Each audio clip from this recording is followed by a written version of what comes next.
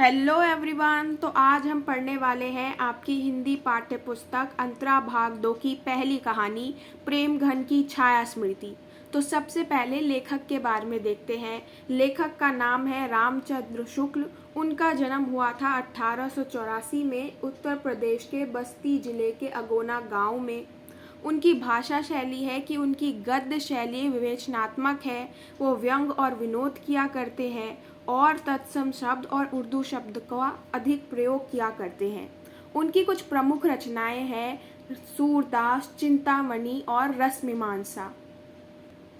अब कहानी को शुरू करते हैं। कहानी का नाम है प्रेम घन की छाया स्मृति और इसके मुख्य पात्र हैं लेखक खुद, कवि भारतेंदु हरीशचंद्र और उपाध्याय बद्री नारायण चौधरी। ये भी एक प्रसिद्ध कवि है और इन्हीं के बारे में, चौधरी जी के बारे में ही ये पूरी कहानी है। उनको ही यहाँ पर प्रेमघन कहा गया है।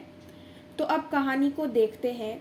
कहानी में क्या कर रहे हैं लेखक जो है रामचंद्र शुक्ल, वो अपने दिनों को याद कर रहे हैं और अपने पुराने दिनों को याद करते हुए अपने पिता को भी याद करते हैं और कहते हैं कि मेरे जो पिता थे ना, यानी लेखक के जो पिता हैं, उनको फारसी भाषा की बहुत अच्छी जानकारी थी और वो पुरानी हिंदी कविता के प्रेमी भी थे।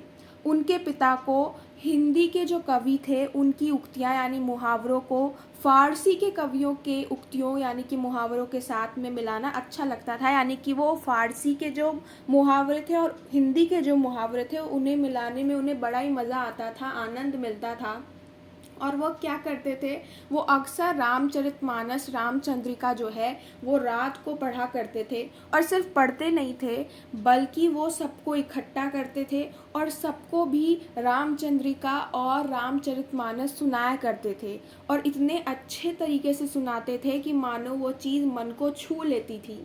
अब क्या है कि उनके जो पिता है ना, उन्हें आधुनिक हिंदी साहित्य में भारतेंदु यानी भारतेंदु हरीशचंद्र जो कवि थे, इनके नाटक बहुत अच्छे लगते थे, बहुत प्रिय लगते थे।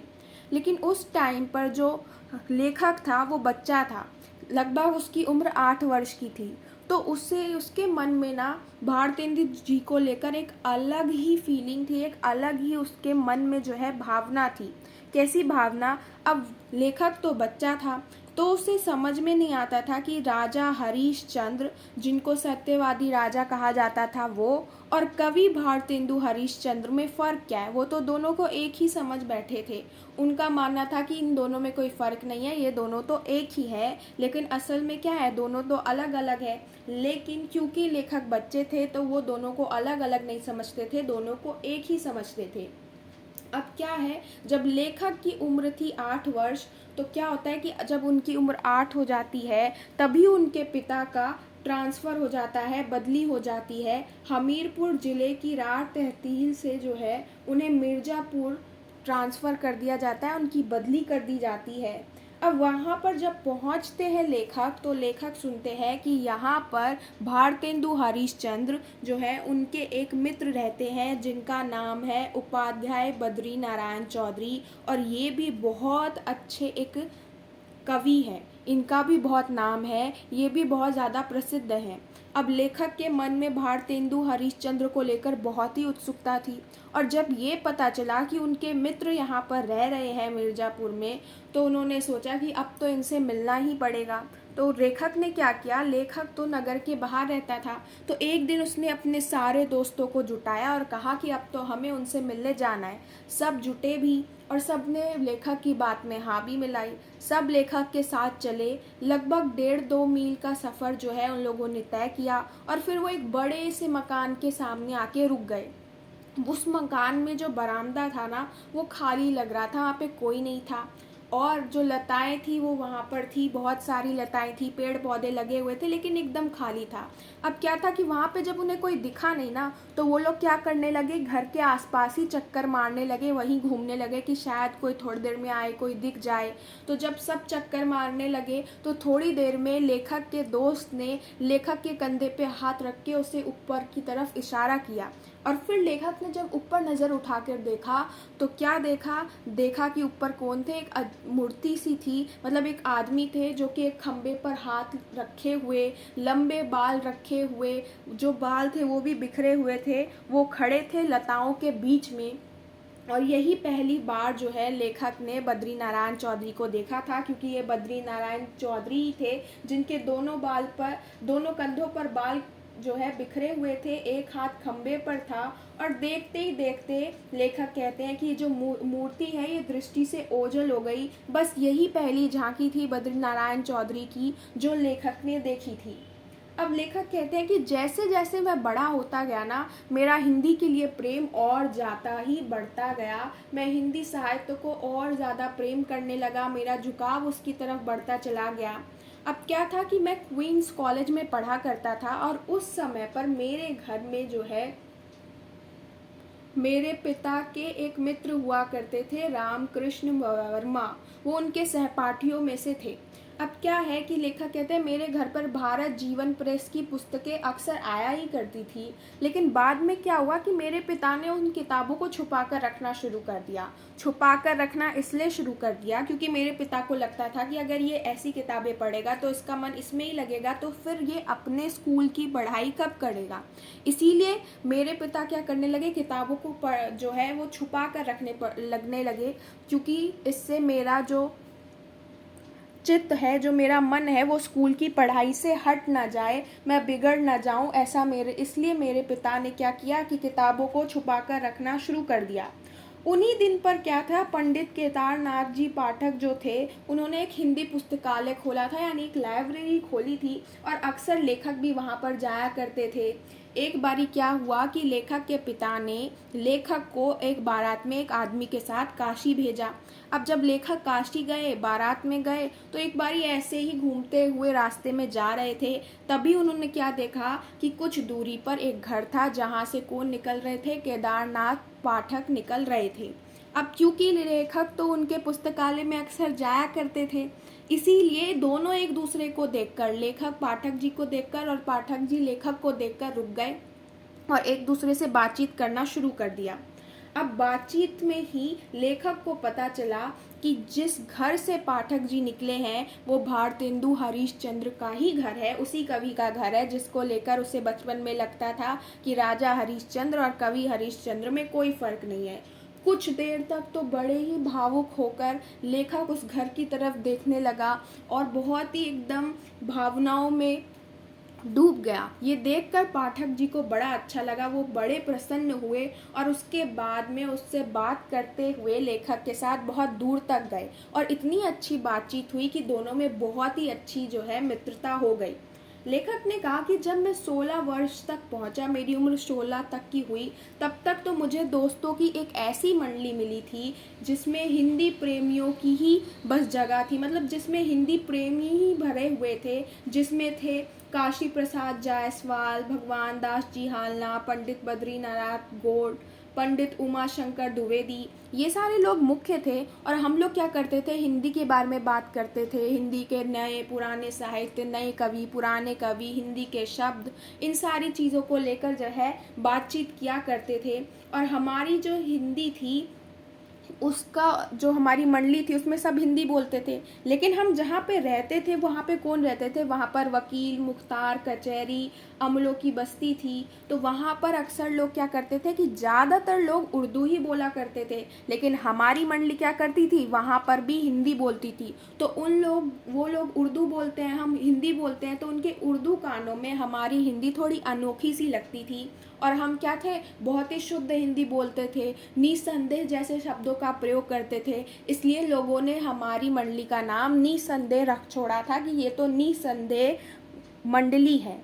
अब फिर वो बताते हैं कि जब वो एक बारी उनके यहाँ पे कोई मुसलमान जज आए और वो उनके पिता के साथ बात कर रहे थे, तभी वहाँ से क्या हुआ कि लेखक जाने लगे, तो लेखक की तरफ में उनके पिता ने देखा और परिचय कराया जज से कि ये देखिए, ये मेरा बेटा है और इसे हिंदी का बड़ा ही शौक़ है। तो जज ने तुरंत जवाब दिया कि आपको बताने की ज़रूरत नहीं, ये तो इनके चेहरे से ही पता चल रहा है, इनकी सूरत से ही पता चल रहा है। अब लेखक कहते हैं कि मुझे नहीं पता कि मेरे सूरत में ऐसी क्या बात थी जो जज को देखकर ही पता चल गया कि मुझे हिंदी का शौक़ होगा, और मैं कह नहीं सकता। क्यों नहीं कह सकता, क्योंकि ये बात ही 30 साल पुरानी है, मैं तो अभी लिख रहा हूँ और अभी से भी 30 साल पुरानी बात है, तो मैं आपको ये कैसे बताऊँ कि मेरी सूरत में ऐसा क्या था। अब लेखक फिर से बद्री नारायण चौधरी के बारे में बताते हैं और कहते हैं कि चौधरी साहब से तो अब उनका अच्छा परिचय हो गया था। वहाँ पर तो अब वो क्या है, कवि के हैसियत से जाते थे। क्यों? क्योंकि अब वो भी लिखने लगे थे और वो भी चीज़ों को समझने लगे थे। उनके पास भी एक ऐसी मंडली थी जिसमें सारे कवि थे। तो अब वहाँ पर वो जाया करते थे, उनसे बातचीत किया करते थे। जो खुद लेखक हैं वो और उनकी मंडली चौधरी साहब को एक पुरानी चीज़ समझा करते थे, लेकिन एक अच्छे तरीके से उनके मतलब उनके साथ व्यवहार किया करते थे, उनका सम्मान करते थे बहुत ज़्यादा। और उन्होंने कहा कि अगर वो चौधरी साहब के बारे में बताएं तो वो एक खास से हिंदुस्तानी रईस थे।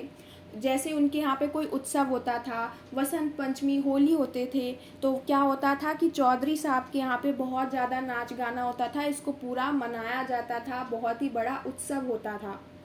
उनके हर एक अदा से जो है रियासत और तबीयतदारी टपकती थी, क्योंकि उनके जो कंधे हैं उन पर बाल लटक रहे हैं, वो इधर से उधर घूम रहे हैं, तो उनके पीछे उनके साथ में एक लड़का छोटा सा पान की जो है तस वो लिए हुए तश्तरी लिए हुए उनके पीछे लगा हुआ है, घूम रहा है। और वो जो बात करते थे तो वो बात करने का तरीका बहुत अनोखा था, बातों की काट छाट में तो वो आगे रहते ही थे, लेकिन अगर उनको किसी से सीधा एक बहुत ही साधारण सा वार्तालाप भी करते थे, बातचीत भी करते थे, तो वो भी सुनने लायक रहता था। ऐसा उनका तरीका था। और अक्सर वो जब भी बात करते थे ना, तो वो अपने वाक्य से पहले क्या लगाते थे, क्यों साहब, और फिर अपना वाक्य जो है शुरू किया करते थे। वो अक्सर क्या करते थे, लोगों को बनाया करते थे, मतलब मजाकिया स्वभाव के थे, तो लोगों के साथ मजाक किया करते थे और लोग भी उनको साथ मजाक करते थे, उनको बनाने की कोशिश किया करते थे। अब क्या था कि मिर्ज़ापुर में पुरानी परिपाटी के एक बहुत ही प्रतिभाशाली कवि रहते थे, उनका नाम था वामनाचार्य गिरी। अब वो क्या कर रहे थे, एक दिन लेखक के साथ जा रहे थे और लिख रहे थे चौधरी जी के ऊपर, उनके ऊपर कविता लिखे जा रहे थे, लेकिन आखिरी की वाक्य या आखिरी के क्षण जो है उन्हें मिल नहीं रहे थे। तभी अचानक वो उनके घर के आसपास से जा रहे थे, तो उन्होंने देखा कि वहाँ पर कौन खड़े हैं, खुद चौधरी जी खड़े हैं। तो तुरंत उन्होंने अपनी कविता को पूरा कर लिया, उनको आखिरी छंद भी मिल गया। और आखिरी छंद क्या था कि खंबा टेके खड़ी जैसे नारी मुगलाने की, ये उनका आखिरी छंद था और उन्होंने भी अपनी कविता पूरी कर ली। ऐसे ही लेखक बताता है कि एक दिन कई लोग बैठकर जो है बातचीत कर रहे थे, तभी एक पंडित जी आ गए और चौधरी साहब ने पूछा कि कहिए क्या हाल है आपका। तो पंडित जी बोलते हैं कि कुछ नहीं, आज तो एकादशी है, कुछ जल खाया है और चले आ रहे हैं। तो उन्होंने यानी कि चौधरी जी ने प्रश्न किया कि जली खाया है या फिर कुछ फलाहार भी पिया है। ऐसे ही एक और दिन के बारे में बताते हैं लेखक कि एक दिन चौधरी साहब के एक पड़ोसी उनके यहाँ पहुँचे, तो देखते ही चौधरी साहब ने पूछा कि क्यों साहब, एक लफ्ज़ मैं अक्सर सुना करता हूँ, इसका ठीक अर्थ मुझे नहीं पता, आखिर घनचक्कर का मतलब क्या है, तो उसके लक्षण क्या हैं। तो पड़ोसी ने बोला कि ये क्या मुश्किल बात है, एक काम कीजिए, आप दिन से रात तक जो भी काम करते हैं उसे रात में सोने से पहले लिख लीजिए कागज़ पर और उसको पढ़ जाइए, आपको समझ में आ जाएगा। यानी कि वो उन्हें ही लेखक जो है वो बता रहे हैं कि उनके पड़ोसी बद्रीनारायण चौधरी को ही घनचक्कर बता रहे थे। फिर लेखक कहते हैं कि उनके जो सहपाठी थे, यानी लेखक के जो सहपाठी थे, जिसमें आते थे लक्ष्मी नारायण चौबे, भगवान दास हालना, भगवान दास मास्टर, इन्होंने मिलकर जो है एक किताब लिखी थी जिसका नाम था उर्दू बेगम। इसमें उर्दू की उत्पत्ति, प्रचार आदि का जो है उन्होंने वृतांत लिखा है और बहुत ही विनोदपूर्ण ढंग में लिखा हुआ है। अब क्या था कि गर्मी का समय था, सब बद्रीनारायण चौधरी के साथ उन्हीं के छत पर बैठे हुए थे, उनके साथ में बातचीत कर रहे थे। अब चौधरी साहब के पास में एक लैंप रखा हुआ था। वो लैंप क्या है कि उसकी बत्ती जो है भभकने लगी, तो चौधरी साहब ने नौकरों को आवाज़ दी, क्योंकि वो तो रईस व्यक्ति थे, तो वो खुद तो बंद करने वाले नहीं थे, तो उन्होंने किसको आवाज़ दी, नौकरों को आवाज़ दी। अब उन्होंने कहा कि मैं चाहता तो बढ़कर बत्ती नीचे गिरा देता। लेखक कहते हैं कि मुझे लगा कि मैं ही नीचे उस बत्ती को गिरा दूं, क्योंकि वो नहीं गिराएंगे, तो मैं उठा ही, लेकिन मेरे जो दोस्त हैं लक्ष्मी नारायण, उन्होंने मुझे धीरे से रोक लिया, क्योंकि वो तमाशा देखना चाहते थे कि आखिर अगर ये खुद बंद नहीं करेंगे और नौकर भी नहीं आया तो क्या होगा। अब अंत में क्या हुआ कि वो कहते कहते रह गए अपने नौकर को कि अरे जब फूट जाए तभी चलत आवत, मतलब कि जब फूट जाए चिमनी तभी तुम आना, क्योंकि अभी तो तुम आ ही नहीं रहे हो। तो क्या हुआ, अंत में चिमनी जो थी ग्लोब के साथ ही चकनाचूर हो गई, लेकिन चौधरी साहब नहीं उठे, उनका हाथ तो लैंप की तरफ नहीं बढ़ा, तो नहीं ही बढ़ा। फिर लेखक बताते हैं कि जो चौधरी जी है वो नागरी को ही भाषा मानते थे और वो बराबर क्या करते थे, नागरी भाषा ही लिखते थे। उनका कहना था कि नागर अपभ्रंश से जो शिष्ट लोगों की भाषा विकसित हुई वही नागरी भाषा कहलाई। इसी प्रकार वो क्या करते थे, मिर्जापुर नहीं लिखते थे, मीरजापुर लिखा करते थे, जिसका वो अर्थ करते थे लक्ष्मीपुर, मीर समुद्र प्लस जा, पुत्री प्लस पुर, ये ऐसे वो इसका जो है अर्थ निकाला करते थे। तो यही थी कहानी, यहाँ पर आपकी पहली कहानी पूरी होती है। अब इसमें कई बारी आपसे एमसीक्यू में पूछ लिया जाता है कि प्रेमघन कौन थे, तो यही बद्री नारायण चौधरी प्रेमघन थे। फिर पूछ लिया जाता है उनके पिता की रुचियों के बारे में, तो आप बता सकते हैं कि उनको फारसी की भी जानकारी थी, वो रामचंद्रिका रामचरितमानस पढ़ा करते थे, भारतेंदु जी की कविताएं पढ़ा करते थे। ऐसे ही आपसे पूछा जा सकता है प्रेमघन जी के बारे में, यानी बद्री नारायण चौधरी के बारे में, तो आप लिख सकते हैं कि वो खासे हिंदुस्तानी रईस थे, उनके यहाँ पे उत्सव मनाया जाता था, उनका संवाद सुनने लायक हुआ करता था, वो दिखने में कैसे थे, इन सारी चीज़ों के बारे में आप लिख सकते हैं। तो आज की वीडियो में इतना ही, अगले वीडियो में इससे अगली कहानी को देखेंगे। तब तक के लिए आप सब्सक्राइब कर सकते हैं मेरा दूसरा चैनल हिस्ट्री एंड पॉलिटी, जहां पर आपको हिस्ट्री एंड पॉलिटिकल साइंस का फ्री कंटेंट मिलेगा, जिसका लिंक भी मैंने आपको डिस्क्रिप्शन में दे दिया है। तो मिलते हैं नेक्स्ट वीडियो में, तब तक के लिए बाय बाय।